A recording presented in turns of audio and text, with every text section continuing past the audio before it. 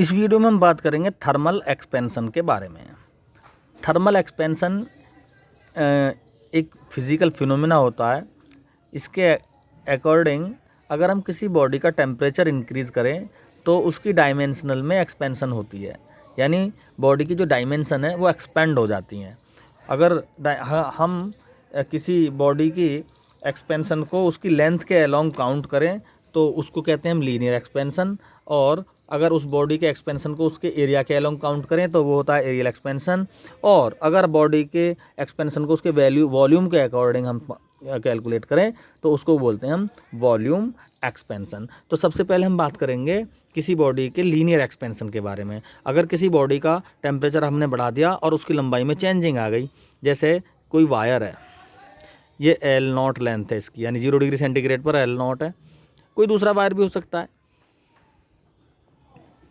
0 degree centigrade पर L0 dash है। तो अगर मैंने दोनों को सेम टेम्परेचर इंक्रीज़ किया तो किस में ज़्यादा चेंज होगा?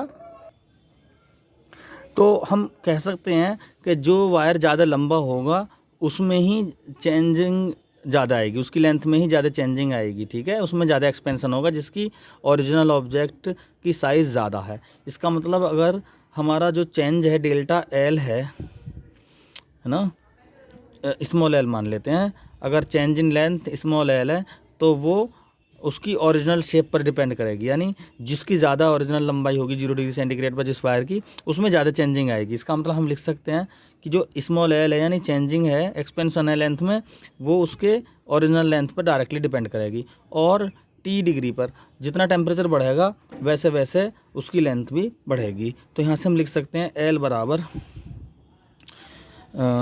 Alpha L0 T. एल्फ़ा क्या है यहाँ पर? एल्फ़ा है थर्मल कोफिशिएंट लीनियर ना, linear thermal coefficient of linear expansion है ये, ठीक है। तो इसको लिख देंगे L0 टी। तो पर डिग्री सेंटीग्रेड इसकी यूनिट होती है। तो ये है coefficient of linear thermal expansion alpha, ठीक है। तो यहाँ से हम इसकी इक्वेशन बना सकते हैं। अगर इसकी इनिशियल लेंथ L0 है किसी वायर की और बढ़ के होगी L, तो टोटल लेंथ हो जाएगी L, बोलो। तो L is equal to L0, L की जगह लिख देंगे हम alpha L0 T, alpha L0 T. तो L इज इक्वल टू होएगा, L0 कॉमन आ गया, 1 प्लस एल्फ़ा टी। तो इस तरह से हम लीनियर के अकॉर्डिंग, लीनियर एक्सपेंशन के अलोंग हम इस इक्वेशन को ड्राइव कर सकते हैं। अब इसी तरह से बिल्कुल सेम कंडीशन में हम बात करेंगे एरियल एक्सपेंशन की। अगर किसी बॉडी के एरिया में डेल्टा ए का चेंज हुआ है, ठीक है, ठीक है, और वो डेल्टा ए का चेंज किस पे डिपेंड करेगा? जिस बॉडी का एरिया ओरिजिनल 0 डिग्री सेंटीग्रेड पर जितना है, जिसका ज़्यादा होगा उसमें ज़्यादा चेंज होगा, ठीक है। एक तो हमारे पास ये बॉडी है, एक हमारे पास ये बॉडी है, ठीक है, दोनों का सेम टेम्परेचर है, इनको सेम इंक्रीज़ किया तो ओवरऑल इसमें ज़्यादा बढ़ोतरी होगी, ठीक है, इसमें ज़्यादा बढ़ोतरी होगी, इसमें कम होगी। तो ओवरऑल जिसका A0 ज़्यादा उसमें एक्सपेंशन ज़्यादा। दूसरा टेम्परेचर पर, जिसका टेम्परेचर ज़्यादा बढ़ाएंगे उसका एक्सपेंशन ज़्यादा होगा। तो A बराबर हो जाएगा बीटा A0 टी। बीटा क्या है यहाँ पर? Coefficient of areal thermal expansion. तो A अपॉन A0 टी पर डिग्री सेंटीग्रेड। इसकी भी हम इक्वेशन ड्राइव कर सकते हैं। अगर इसका ओरिजिनल एरिया A0 था और बढ़ के हो गया स्मॉल a, तो टोटल एरिया कितना हो जाएगा? A। तो A बराबर हो जाएगा A0 plus beta A0 T. यहाँ से हम A0 कॉमन ले सकते हैं, 1 प्लस बीटा टी। ये कंडीशन होगी वॉल्यूम एक्सपेंशन के केस की। इसी तरह से वॉल्यूम एक्सपेंशन में, ये एरियल एक्सपेंशन की कंडीशन है। इसी तरह से वॉल्यूम एक्सपेंशन में अगर स्मॉल v चेंज हुआ, किसी बॉडी का टेम्परेचर बढ़ा दे, स्मॉल v चेंज हुआ, तो ये V0 और T पर डिपेंड करेगा। V is equal to gamma V0 T हो गया।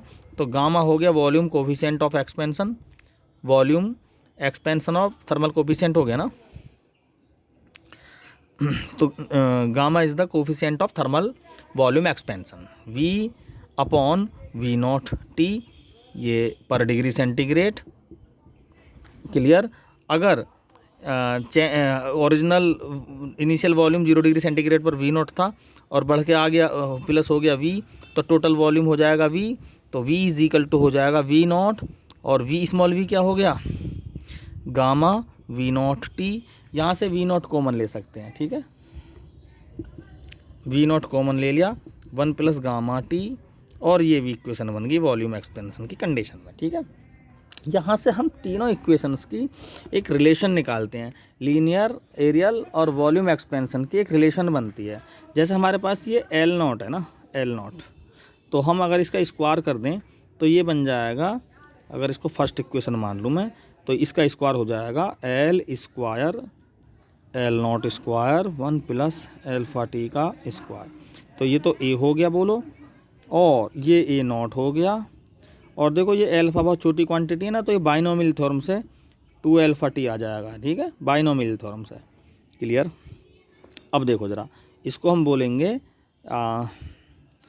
ए इक्वेशन, ये सेकंड इक्वेशन है। अब देखो सेकंड की और ए की ज़रा कंपैरिजन कर लें हम, तो यहाँ से ए है तो यहाँ पर भी ए है, ए नॉट है तो यहाँ पर भी ए नॉट है, 1 है तो यहाँ पर 1, यहाँ बीटा है तो यहाँ 2 एल्फा। इसका मतलब क्या होगा, बीटा बराबर क्या हो गया, 2 एल्फा होता है। क्लियर।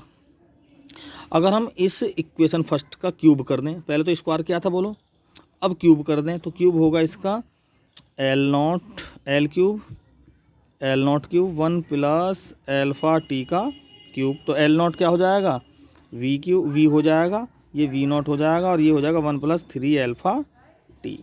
तो इसको हम बोल देंगे बी इक्वेशन। और देखो ये बी इक्वेशन है ना, इसकी कंपेरिजन अगर हम इस इक्वेशन से करें वॉल्यूम एक्सपेंशन से, तो गामा के प्लेस पर यहाँ 3 एल्फा लिख रहा है, तो यहाँ पर गामा इज इक्वल टू हो जाएगा 3 एल्फा। ये हो गया रिलेशन वॉल्यूम एक्सपेंशन और लीनियर एक्सपेंशन का। यहाँ पर है एरियल एक्सपेंशन और लीनियर एक्सपेंशन का। तो अगर हम तीनों को देखें तो एल्फ़ा और बीटा और गामा का जो रेशो हो जाएगा 1, 2 और 3 का रेशो यहाँ पर हो जाएगा, ठीक है। तो इस तरह से हम इन तीनों तरह के ही थर्मल एक्सपेंशन की स्टडी एक ही साथ कर सकते हैं, और ये टॉपिक इस तरह से इजी बन जाते हैं जब हम सारी चीज़ों को इकट्ठी एक ही तरीके से हम समझने की कोशिश करते हैं और इसकी प्रैक्टिस करते हैं।